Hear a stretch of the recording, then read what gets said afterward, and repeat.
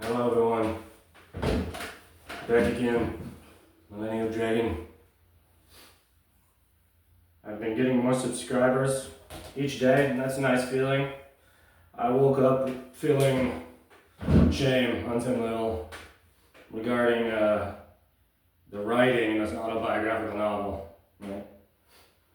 But the line's pretty funny when I think about it. It's not in the book, but it should be. I climaxed. Quentin Tarantino made me climax sleeping in the Phoenix bus stop. That's a pretty funny line. There's a fucking t-shirt for you. Right? And so again, right? I'm the reason that Quentin Tarantino canceled the movie Critic. Right? I sent a bunch of emails to people yesterday. If any of them replied, I assume none of them replied, but I'm sure they all said something to the effect of, you're insane, because that's his only argument, right? But my point, right, is that I'm not insane, right? Everything that I'm saying is true, right? Right?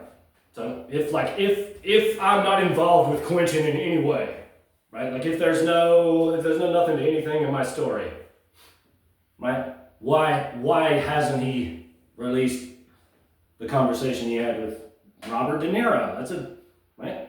That's an important thing cinematically, right?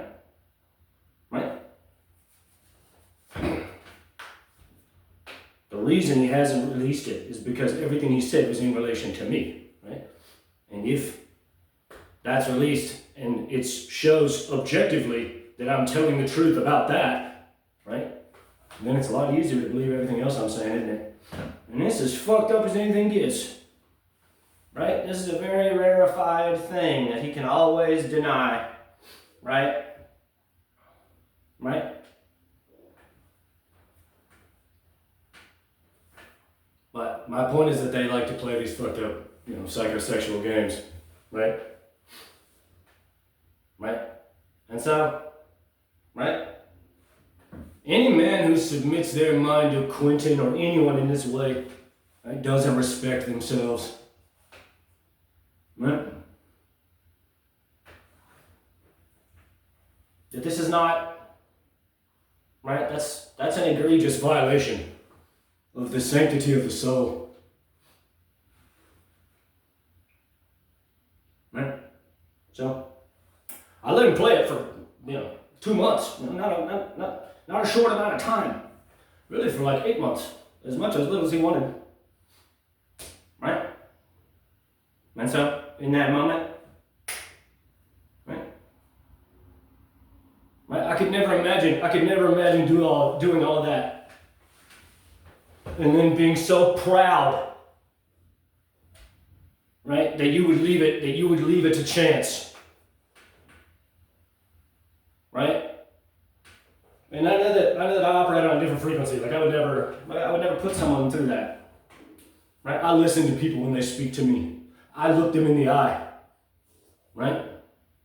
And so, right, if the shoe's on the other foot, right, and I was him, and the guy that I wanted to question me about my book asked me to sign the book, right, I would have looked him dead square in the eye when I was signing it and said, "What'd you think? Got any questions?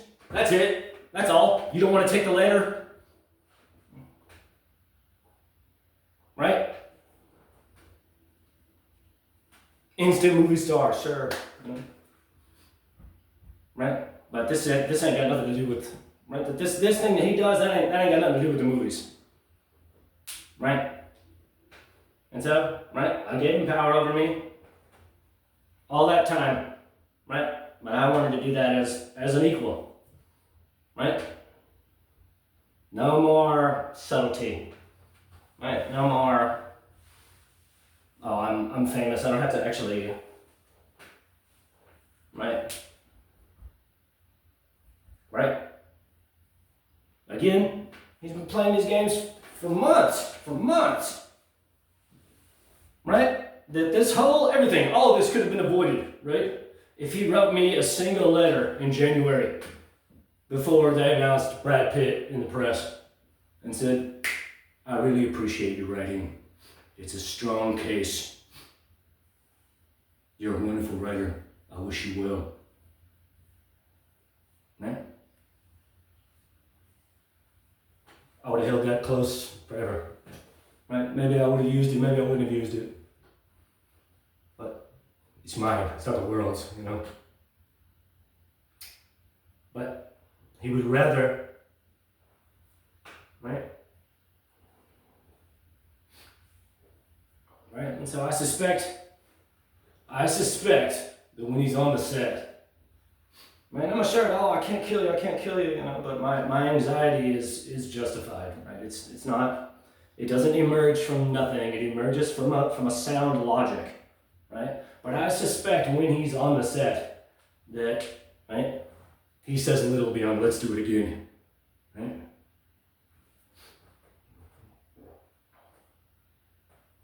That it's all Peter, right?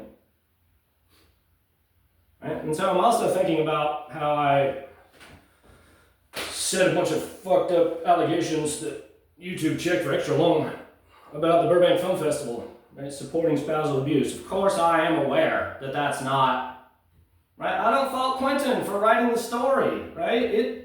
It works, and I know what he was telling him.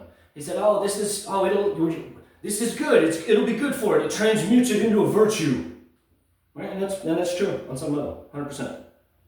Right? He shouldn't have gotten an Oscar. No. But I know why it happened, right? Because all the actors in Hollywood all know the games that Quentin plays. Right? And they know that that's a line in the sand. Right? And so I didn't know that, I guess, is my point. No, I figured it out before Tribeca, for sure. Right? And so I chose my side. Right? I wanted to give him what he wanted. Right? But something in me said, no, you don't give him this power over you. Money is transitory. Money is fleeting. Money has no value.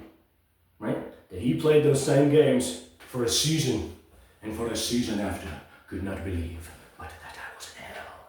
Right? And so, right? I regret doing it, of course. But it was the right decision, obviously, for it to still be, right? If at any point during this time, right? He could have just paid me a small piece, right? Compelled a non-disclosure agreement and went on his way, right? This is why the movie's only kicking off again now in December, right? The wheels of the movies, right? They're big wheels, right? Right? That after Tribeca, right? Right? He said, no, we're gonna wait and I'm gonna destroy this guy. That's what happened. Right? There's no other way to interpret it, right? This is what I've said in my letters to Fish, said it to my family, right? That the only question is there such a thing as clairvoyance? Is there such a thing as remote viewing? Is there such a thing as telepathy? And the answer is unequivocally yes. And so, now that we've established that, right? No psychic, right? No remote viewer, right? Would engender a condition where they've crawled all the way into someone's mind and thereby allowed them to crawl all the way into their mind, right? Never intending to make any real memories with the other person and expect it to persist for 20 years. That's a sick, dangerous psychology. Therefore, right? His goal was always for me to blow my head off. There's no other way to interpret it, right? People don't play these games to be long-distance friends. Nope, that's not how it works, right? And so this is why I live in fear, right? Because he's put himself in an equally lamentable condition psychologically, right? Life is not an accident. Embedded within all of space is a twofold manifold, which is one manifold, right? The structural scaffold being the first half, which is an infinitely complex nesting of polyhedra, right?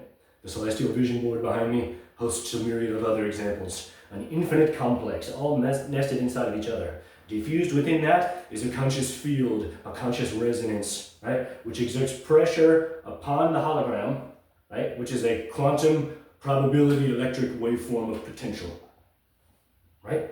At a specific dihedral angle or angles, angels, right? Right?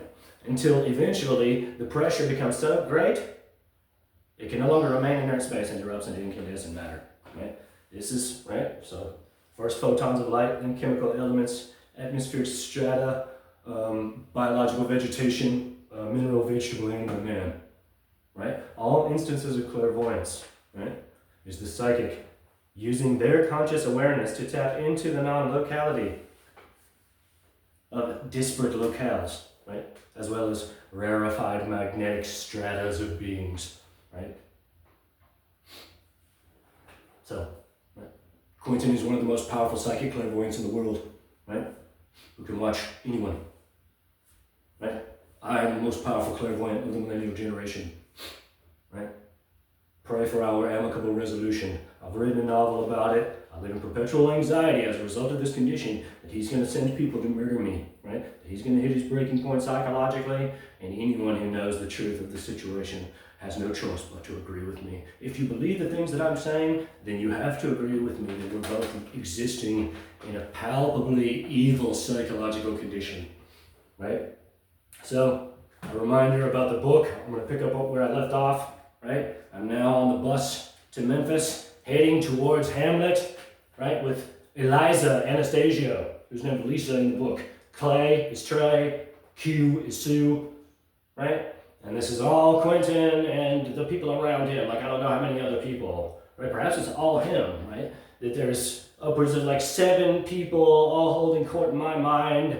That my mind is like on all these frequencies at the same time, right? Like, I was going to start this video by saying the time in LA and the time in Tel Aviv, because it's like, this is where, like, this is how he wants us all to live, apparently, right? And he does the same thing, right? If he's smart, right? Clay is bullshit. Trey, all that, right? There's no Hamlet, right? No one loves me, right? Led me to believe that Eliza Anastasio loved me, right? Pretty funny, got me good, right? So, right? First it was a daughter, right? And his daughter's a toddler, just so that we're clear, and she does the most disgusting things any woman can do. Pretty funny, got me again. What a surprise, Quentin Tarantino thinks so little of his own daughter, he would compare her and portray her as a disgusting bitch, right? Just a crazy guy. So, right? I only have money to get to Memphis, and then I'm supposed to get to New York. But that's where we're at in the novel. Right? And of course, it's not, it's all bullshit. Right? So,